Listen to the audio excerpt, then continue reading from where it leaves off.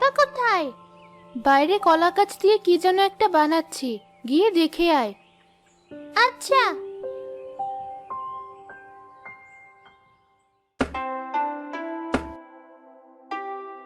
রিমি, কোথায় যাচ্ছিস? তোমাকে খুঁজতে বের হয়েছিলাম। তুমি কি বানাচ্ছ? কলা গাছের বাড়ি। এই বাড়ি বানানো শেষ হলে কদিন পর আমরা সবাই মিলে এই বাড়িতে থাকবো। কিন্তু আমাদের বাড়িতে একদম ঠিকঠাক আছি। ওই বাড়ি ছেড়ে আমরা এই কলা গাছের বাড়িতে কেন উঠবো বাবা? আরে, তুই তো জানিস না, আমাদের এলাকায় বৃষ্টি কম হলেও অন্যান্য এলাকায় অনেক ভারী বৃষ্টিপাত হচ্ছে। আমি নিশ্চিত যে কিছুদিনের মাঝেই ভয়ানক বন্যা হবে। তখন এই কলা গাছের বাড়িটাই আমাদেরকে বাঁচাবে বন্যার পানি থেকে। কিভাবে? বন্যার পানিতে তুমি ভেলা বেঁচে থাকতে দেখেছো নিশ্চয়ই। এগুলো কলা গাছ দিয়ে বানানো হয় বলেই বেঁচে থাকে। ঠিক তেমন আমাদের কলা গাছের বাড়িও বন্যার পানিতে বেঁচে থাকবে। সত্যি? তাহলে তো খুব ভালো হবে। আমাদেরকে এবার বন্যার পানিতে আর কষ্ট করতে হবে না। এই যে ভাই, আপনার বলা জিনিসপত্রগুলো সব এনেছি। এনেছেন? এখানেই রেখে যান তাহলে। আবার এতগুলো ডাল তরকারি এনেছো তুমি? আমরা এই কয়জন মানুষ, এত ডাল তরকারি দিয়ে কি করব? আরে, লাগবে লাগবে। বন্যা কতদিন থাকে কে জানে, তাই আগেভাগে সবকিছু জোগাড় করে রাখা ভালো। সেই কবে থেকে তো বন্যার কথা বলছো তুমি, কিন্তু বন্যা আসার এখনো কোনো নামগন্ধ নেই। শুধু শুধু বাড়তি চিন্তা তোমার। বাড়তি চিন্তা নাকি? কয়দিন পরে বুঝবে তুমি। ঠিক সময়টা আগে আসতে দাও। দেখতে দেখতে আরো কয়দিন পার হয়ে গেল। ততদিনে রিমির বাবার কলা গাছের ঘর বানানোর কাজ আর সব চাল ডাল তরি তরকারিও সেই ঘরে রাখা শেষ হলো। এখন আমি একটু দুশ্চিন্তা মুক্ত হলাম। এবার বন্যা এলেও আমাদের কোনো ভয় নেই। ভাগ্যিস সময় মতো সব কাজ শেষ করতে পেরেছি। কিন্তু বন্যা যদি না আসে, তখন তোমার সব কষ্ট বৃথা যাবে না? বৃথা কেন যাবে? বাড়িটা এখন না কাজে আসলো, পরে ঠিকই কাজে আসবে। আর এসব খাবার দাবার আমরা এখানেই খেয়ে নিব, তাহলে আর নষ্ট হবে না। ঠিক বলেছ বাবা। এই দেখো, বন্যার কথা বলতে না বলতে বৃষ্টি শুরু হয়ে গেল। চল ঘরে যাই, নয়তো তোর মা আমাদেরকে ভেজা অবস্থায় দেখলে বকবে। একটা না কয়েকদিন ভারী বৃষ্টি হয়ে পুরো গ্রাম ডুবে গেল। রিমিরা তাদের কলা গাছের বাড়িতে গিয়ে উঠল। দেখেছো, বলেছিলাম না? এখন তো বুঝছো আমার কত বুদ্ধি। যেখানে সবাই পানিতে হাবুডুবু খাচ্ছে, সেখানে আমরা কত আরামে এই কলা গাছের ঘরে বসে আছি। খাবার দাবারেরও কোনো চিন্তা নেই। সবই বুঝলাম, কিন্তু এত চাল ডাল আর তরি তরকারি আমরা এই কয়জন মানুষ কিভাবে খেয়ে শেষ করব? তরি তরকারিগুলোও তো সব নষ্ট হয়ে যাবে তাড়াতাড়ি না খেলে। তা ঠিক বটে। নষ্ট হলেই কি, পানিতে ফেলে দিব? এই বন্যায় এত মানুষ যেখানে খেতে পারছে না, সেখানে আমরা খাবার নষ্ট করব? এটা তুই কিভাবে বলতে পারলি? তাহলে আমরা কি করব? কেউ আমাকে একটু আশ্রয় দাও। এই বন্যায় আমার সব শেষ। আমার ভাঙা ঘরটাও পানিতে ভেসে গেছে। আমি এখন কোথায় থাকবো, কি করব, কিছুই জানি না। আমার মায়ের বয়সে এক বৃদ্ধা বিপদে পড়ে সবার কাছে সাহায্য চাইছে, তবু কেউ তাকে সাহায্য করছে না কেন? এখন সবাই বিপদের মধ্যে আছে। সবারই খাবার আর থাকার জায়গার অভাব। আর তাকে কেউ চিনে বলেও মনে হচ্ছে না। এই সময়ে অচেনা একজন মহিলাকে কে আশ্রয় দিবে? আমি দেব। আমাদের থাকার জায়গা আর সাথে যথেষ্ট পরিমাণে খাবারও আছে। বুড়িমা, আপনি এদিকে চলে আসুন। তুমি আমাকে বললে? হ্যাঁ, আপনাকেই। আচ্ছা, আমি এখনই আসছি। এ কি করছো? তাকে আমাদের বাড়িতে উঠাবে তুমি? আমি জানি তুমি কি নিয়ে ভয় পাচ্ছ, কিন্তু তাকে দেখে কেমন যেন আমার মায়ের কথা মনে পড়েছে। আমি নিশ্চিত সে মানুষ হিসেবে আমার মায়ের মতোই ভালো হবে। বাবা, আমি এসেছি। তোমরা কেউ একটু আমাকে টেনে তোমাদের বাড়িতে তুলো। আমি উঠতে পারছি না। এই যে আমার হাত, উঠুন।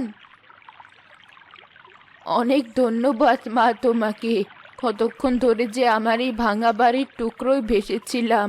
ভেবেছিলাম এবার হয়তো আর রক্ষে নেই, তোমরা তাও আমার মতোই বুড়ির ওপর দয়া করলে। এসব বলে আমাকে ছোট করবেন না। রিমি, যা বুড়িমার জন্য খাবার নিয়ে আয়। কতক্ষণ যাবত সে না খেয়ে আছে কে জানি। আচ্ছা মা। বুড়িমা অনেক তাড়াহুড়ো করে সব ভাত খেয়ে শেষ করার পর পানি খেয়ে তৃপ্তি পেল। কতদিন পর পেট ভরে ভাত খেলাম। এই অভাবের সময়ে তোমাদেরকে আরো অভাবে ফেলে দিলাম।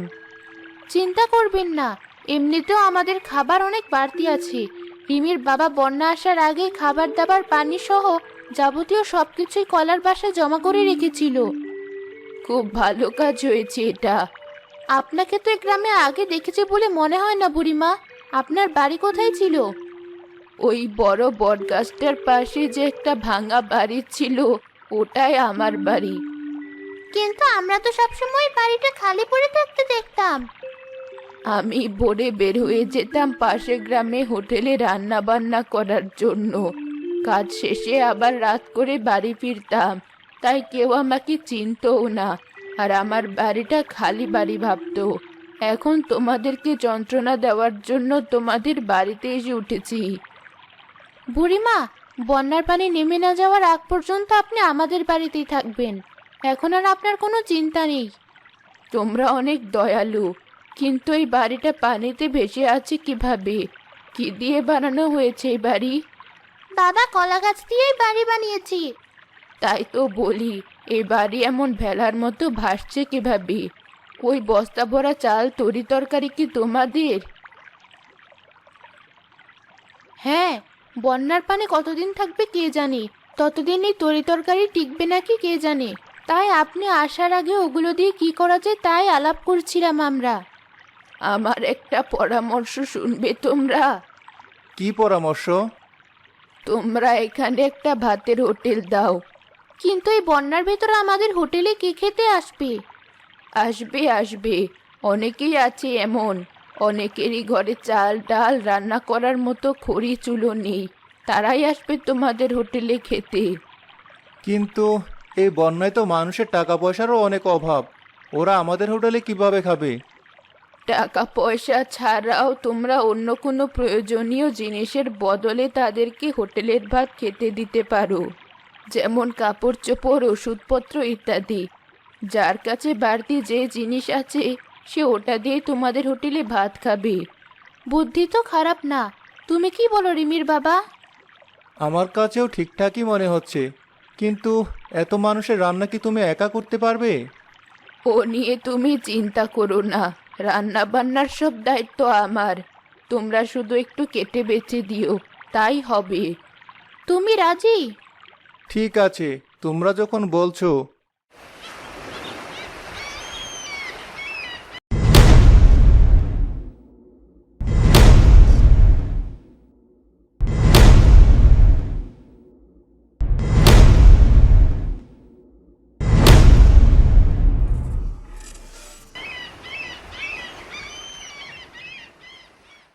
পরদিন থেকেই হোটেলের রান্নার সব কাজ শুরু হয়ে গেল।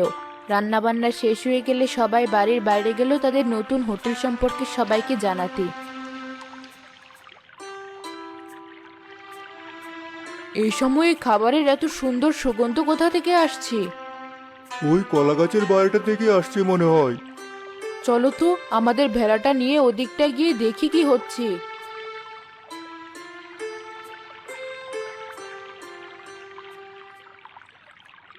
সবাইকে আমাদের নতুন ভাতের হোটেলে স্বাগতম। এই ভয়ানক বন্যা পরিস্থিতিতেও সুস্বাদু ও স্বাস্থ্যসম্মত খাবার খেতে চাইলে আপনারা আমাদের হোটেলে চলে আসতে পারেন। এই হোটেল খোলাই হয়েছে আপনাদের সবার কথা ভেবে, তাই নির্দ্বিধায় সবাই চলে আসুন। রিমির মা, তুমি এই পরিস্থিতিতেও মজা করছো? মানুষের কত টাকা পয়সা পানিতে ভেসে গেছে তার হিসাব আছে। ওরা তোমার হোটেলে কিভাবে খাবে? আমি মজা করছি না। এই হোটেলে শুধু টাকার বিনিময়ে না, অন্য যে কোনো প্রয়োজনীয় জিনিসের বদলেও মানুষকে খাওয়ানো হবে। তখন আমি এই মাছটা ধরেছিলাম, কিন্তু এই মাছ রান্না করার মতো তেল মশলা কিছুই নেই আমাদের। আমরা যদি আপনাদেরকে এই মাছটা দেই, তাহলে কি এর বদলে আপনার হোটেলে খেতে পারবো? কেন পারবে না? তবে মাছের দুটো টুকরো আমাদেরকে খাবারের দাম হিসেবে দিতে হবে। আমরা রাজি, তুমি বুড়িমার হাতে মাছটা দিয়ে দাও। তোমরা ভেতরে এসে বসো, ততক্ষণে আমি মাছটা সুন্দর করে কেটে ভেজে নিয়ে আসি।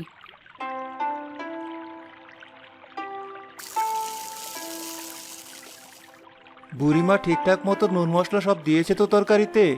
আমরা তো তার রান্না একটুও খেয়ে দেখলাম না কেমন হয়েছে। মানুষজন না খেতে পারলে তো সব নষ্ট। নষ্ট কেন হবে? গন্ধে বোঝা যায় রান্না অনেক ভালো হয়েছে। আমাদেরও পালা আসবে খাওয়ার। তুমি আগে তাড়াহুড়ো করো না। এই নাও তোমাদের মাছ ভাজা আর ভাত। এবার কে বলো কেমন হয়েছে।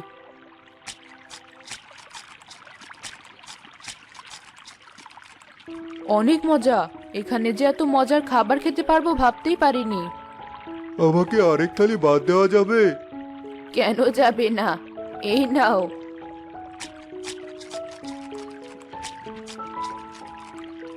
আমাদের খাওয়া শেষ। সুযোগ পেলে আমরা আবার খেতে আসবো তোমাদের হোটেলে। ঠিক আছে, এসো। আর সবাইকে আপনাদের হোটেলের কথা বলবো আমরা। আজ তাহলে আসি।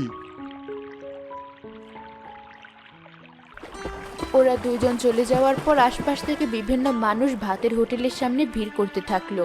কেউ নৌকা, এমনকি কেউ সাতকেও তাদের হোটেলে এলো ভাত খাওয়ার জন্য। আমার কাছে শুধু এই লবণটুকুই আছে। এটা দিয়ে কি একবেলা আলু ভর্তা আর ভাত খাওয়া যাবে? হ্যাঁ যাবে। কটা স্যালাইন আর জ্বরের বাড়তি ওষুধ ছিল আমার কাছে, এগুলো নিয়ে এসেছি। তুমিও গিয়ে বসো, একটু পর সবার জন্য খাবার আনবো আমি। আমার এই পুতুলটা কি নেবেন আপনারা? আমার টাকা হলে আমি এই পুতুলটা আবার ফেরত নিয়ে যাব। এখন এই পুতুলটা ছাড়া দেওয়ার মতো আর কিছু নেই আমার। দুদিন ধরে না খেয়ে আছি আমি। কিন্তু পুতুল, রিমির মা, তুমি কি বলো? আমি নিব এই পুতুল। এই পুতুলটা আমার অনেক পছন্দ হয়েছে। মা, তোমরা এই পুতুলের বদলে মেয়েটাকে কিছু খেতে দাও। হ্যাঁ, অবশ্যই দিব। তুমি কোনো চিন্তা করো না। তোমার এই পুতুলটা আমি যত্ন করে রেখে দিব। সবকিছু ঠিক হয়ে গেলে তুমি পরে তোমার পুতুল নিয়ে যেও। আচ্ছা।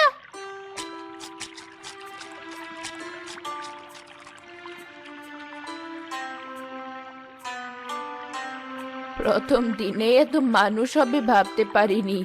যা রেঁধেছিলাম তা আরো কম পড়েছে। তুমি তো ভেবেছিলে এত খাবার শেষ করতে পারবে না, ফেলে দিতে হবে। এখন তো দেখছি উল্টো আরো কম পড়বে। কম পড়বে না আশা করি। যতদিন বন্যা আছে ততদিন পর্যন্ত আমরা মানুষের জন্যই হোটেল চালিয়ে যাব। এবার যা যা পেয়েছি সবাই মিলে সব গোছানো শুরু করে দাও। যতদিন পর্যন্ত বন্যার পানি থাকলো ততদিন পর্যন্ত ভাতের হোটেল জমজমাট চলতে লাগলো। বন্যার পানি কমে আস্তে ধীরে সব স্বাভাবিক হতে লাগলো। আমার যাওয়ার সময় হয়ে এসেছে। আমি তাহলে আসি। কোথায় যাচ্ছেন? আমরা ঠিক করেছি যে এখানে একটা ভাতের হোটেল দেব, যার রান্নার দায়িত্বে থাকবেন আপনি। আপনার কেউ নেই, তাই শেষ বয়সটা আমাদের সাথে কাটান।